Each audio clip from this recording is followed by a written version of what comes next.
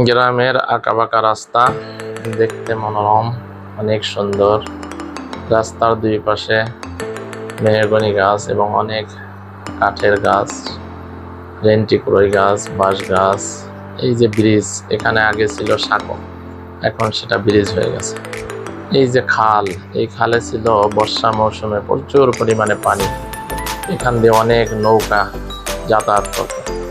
এখন আর সেই ধরনের বর্ষা হয় না। কিভাবেই বা হবে? রাস্তাঘাট এমনভাবে হয়েছে যে পানির চলাচল সব বন্ধ হয়ে গেছে, পানি আর ভিতরে ঢুকতে পারে না। উন্নয়নের ধারায় প্রাকৃতিক অনেক কিছুই নষ্ট হয়ে যায়, এটাই স্বাভাবিক।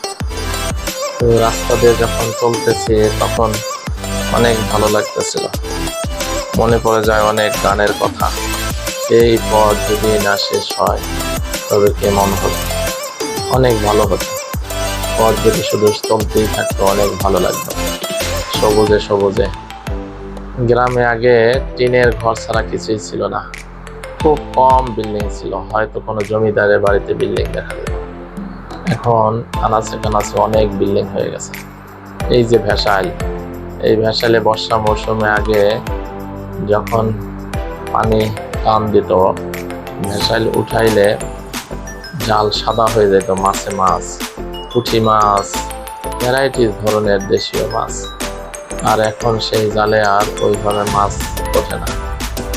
তো রাস্তা দিয়ে যাচ্ছিলাম ভ্যানে করে, সামনে ভ্যান, পিছনে ভ্যান, আমরা যাচ্ছি। এই খালে যে পানিটা দেখা যাচ্ছে এটা আসলে পদ্মা নদীর পানি। পদ্মা নদীর পানিটা সাধারণত ঘোলাটে হয়, অন্য নদীর পানি আর এরকম ঘোলাটে হয় না।